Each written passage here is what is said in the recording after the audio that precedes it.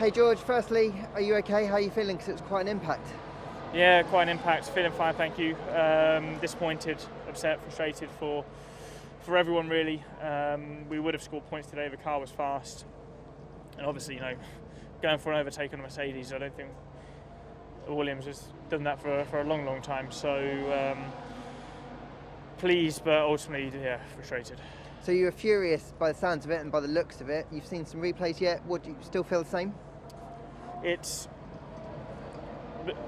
between all of the drivers, we've had this gentleman's agreement that when there's a faster car approaching with the DRS, you don't jolt the steering wheel at the very last moment. I pulled out. I got the slipstream, I pulled out, and just as I pulled out, Valtteri moved very slightly, and that just put me offline and put me onto the wet stuff. And in perfectly dry conditions on a very not ordinary circuit, it's dangerous, let alone on a very narrow track when we are turning and there's wet patches. So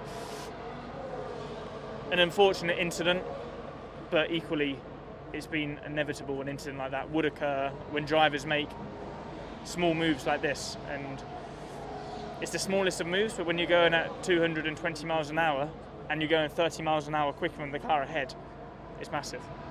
What went through your mind when that happened, especially at the speed in which you were going?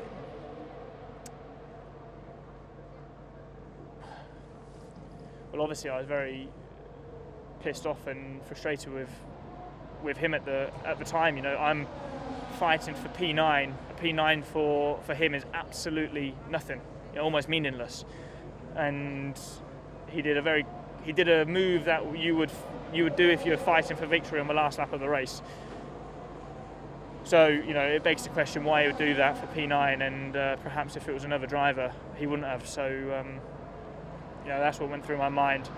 Like I said, he's not fully to blame. I don't think I'm fully to blame, but it could have been avoided, and I think this is a good example for the stewards that any very minor movements like this will create crashes, and here we are.